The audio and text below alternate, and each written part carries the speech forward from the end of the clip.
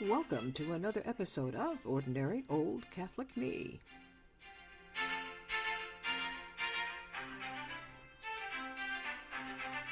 So, ain't this a revolting development? Which is that I downloaded the newest version of Audacity, and now there is what they call a latency in what I can hear in my headphones as I'm recording. So I'll be talking, and then there'll be dead silence, and then I'll hear myself talking what I just said. So I thought, okay, I'll try to fix it. So I went online to find out what the story was, and it turns out that this is a problem with the new Audacity, and I do not have the smarts to be able to fix it myself. I just can't. I listened to a YouTube presentation on how to do it, and my head almost exploded. So I thought, okay, I'll go back to an older version of Audacity, which I tried to do, but now the problem exists on the older version. So, unless I can find somebody who knows how to deal with this sort of thing for free, as I am not really a professional, I don't get paid to do this, and I guess I don't have the patience, I'm going to record without the headphone, and then I'll have to edit with the headphone because the playback does work, and go from there. Either that or stop doing this, which I'm not yet prepared to do. So, welcome. It's actually a Wednesday on which I'm recording. I'm not recording every single week, just sort of when the Spirit moves me, and I appreciate that people are still listening. What's the topic today? Well, I guess the title would be, What Has Changed? We Catholics and all other Christians just passed through Easter Sunday, the memorial of the greatest act of love in the greatest story ever told. Let me rephrase, in the greatest true story ever told. On the small miracle side of things, here in Los Angeles, California, as in the rest of the state, we have been having an unusually rainy season. I think the last time I recall one this much was back in 1983, actually. So Holy Week was accompanied by clouds and rain, the occasional clearing up to be immediately interrupted by more rain. Now, Sunday, March the 31st, we were expecting another full day of rain. It had rained all through the night before. When I awakened in the morning, I was anticipating that I'd open my blinds to wet and gloom, but it turned out that it was more sunny than not on this day of the resurrection. Most clouds were those puffy, the kind that you almost think you can touch and pull down a piece of. They were low and they were thick. A few were darker in the distance, lurking, but not overtaking, the glimmer of the bursting spring life. I called to my Alexa. I do have an Alexa. For someone who hates technology, I have a pretty great deal of it. I said, Alexa, what's the weather today? And she dutifully announced what it had been said the night before, clouds and rain. When Mary Magdalene went to the tomb and found it empty, I wonder what was the weather. It seems to me that it must have been, as my unexpected morning was in Los Angeles, full of the clemency of spring after the darkness and shaking of the day before, which rent the temple veil. She didn't yet understand. She thought that the body of Jesus had been taken. She mistook Jesus for an ordinary gardener. But then, despite the sense of gloom within her on this bright spring day, some realization came to her. A recognition of an inexplicable cosmic shift that was a fulfillment of promises by God the Father through many tormenting years for the Jews. She told Peter and John. When they got to the tomb, it was empty to the eye, except for the burial cloths, but something profound told Peter that the emptiness was overcome, and, as they say in the Bible, he saw and believed. Now we go to two men, downtrodden that the world has gone back to its usual decay and hopelessness, as they walk from Jerusalem to Emmaus, and meet up with a stranger who instructs them to remember the history of God's covenants with the Jews and opens their eyes when he breaks the bread. What seemed to be done, over, and lost was, in fact, a victory, death vanquished by the reality and promise of resurrection. Not everybody saw it, but enough did to set in motion the spreading of the news of the new covenant that fulfilled the old and became Catholicism. And here we are, 2,000 years later, here I am. Here you are. Isn't it interesting that even among the most faithful Catholics, or those striving toward faithfulness, there is this question after the Easter service, this memorial of the institution of the Eucharist, the Passion and Death, with the 7 last words, the burial and resurrection, there is the question burning in our hearts. What has changed? What has changed about human life and suffering and death because of those events in those 3 days? On Holy Thursday night, I was among several parishioners helping out and cleaning up and covering up the remaining candle holders with purple cloth in preparation for the Good Friday that was to come, the one day where no Mass is celebrated anywhere in the world. That day commemorating and representing the hours that Jesus hung on the cross, put to death by his own creatures, truly not knowing what they had done. He was using the acts of his human creatures in a way that would bring out the greatest possible good, and they had no idea. And one thing for sure, none of us were getting it because we deserve it.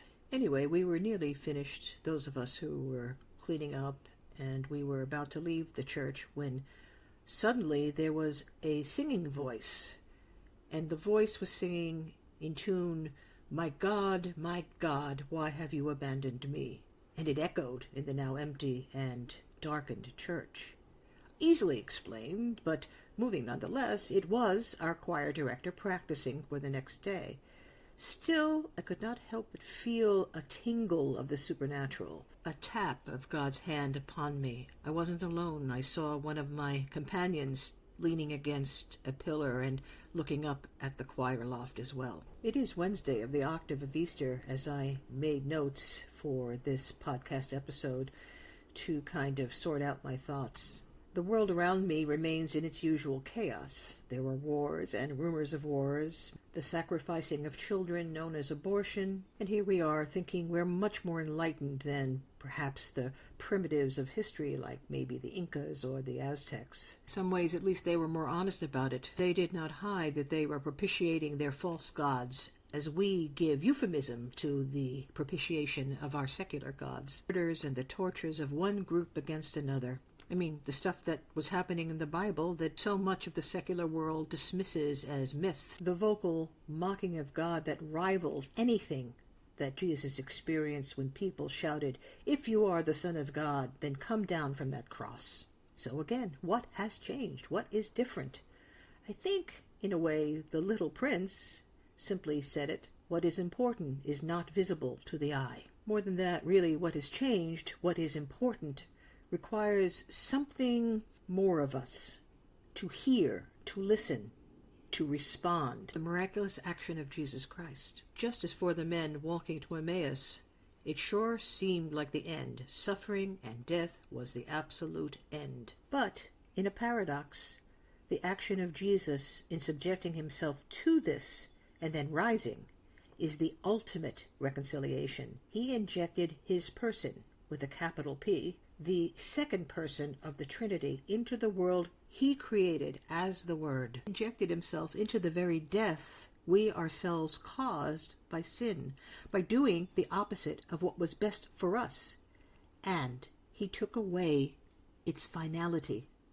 He opened the door wide to the possibility of paradise restored, something even better than it was with Adam and Eve before they sinned. We have to look. We have to open our eyes and search it out, because it's there, behind all the chaos, healing the sin that causes the chaos. I think I mentioned in my last episode that I had been reading a book, had completed reading a book called The Apostasy That Wasn't. And among the heroes of that book discussed was Athanasius. And as I said, I knew about Athanasius, but I never read anything he wrote. And I became interested in On the Incarnation, but there's also this other book that he wrote called Against the Heathens, Contra Gentiles. If you remember, if you heard the other podcast, he was a key player in the battle against the Arian heresy, the idea that Jesus was not, in fact, divine, fully divine, consubstantial with the Father, and yet distinct in operation. He was dealing with the same questions that we're dealing with now.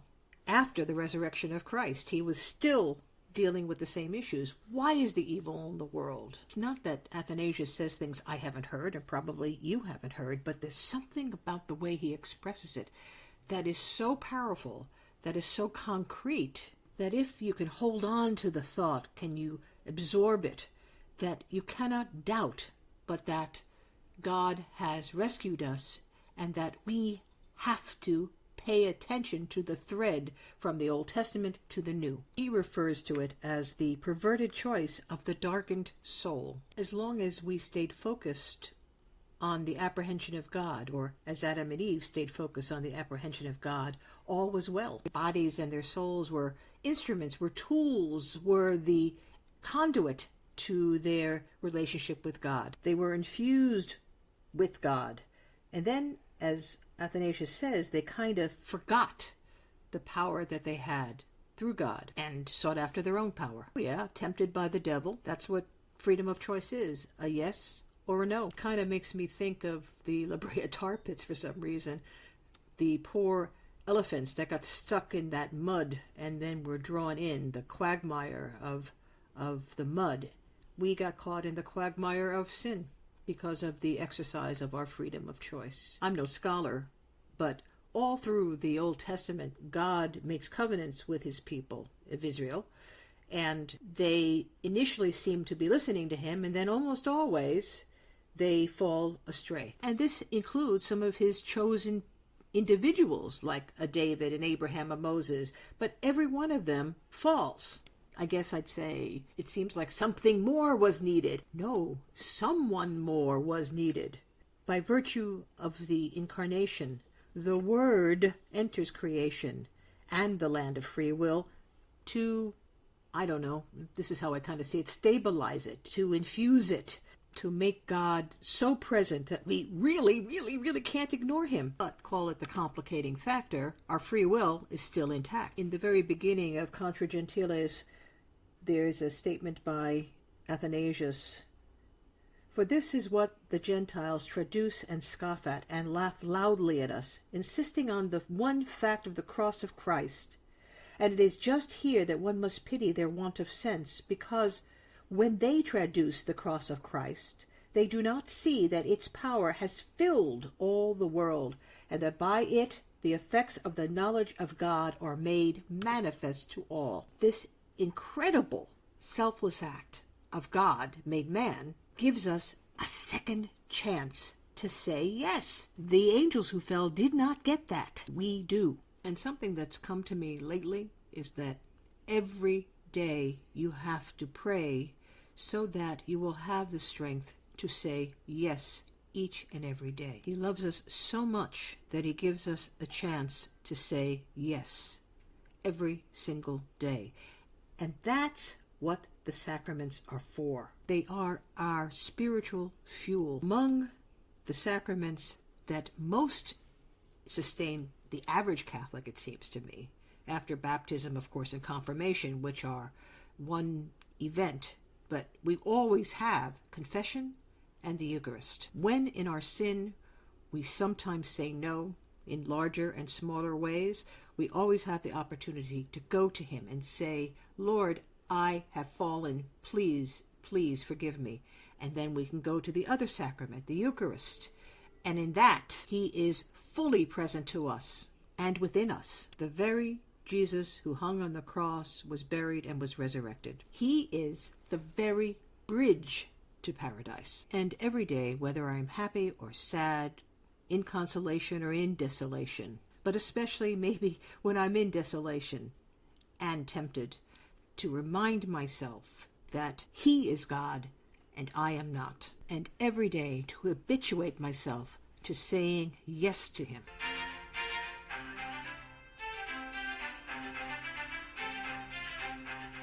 And so ends another episode of Ordinary Old Catholic Me, which I want to dedicate to the memory of a friend of a long time who has passed away, Father Paul Wolkowitz.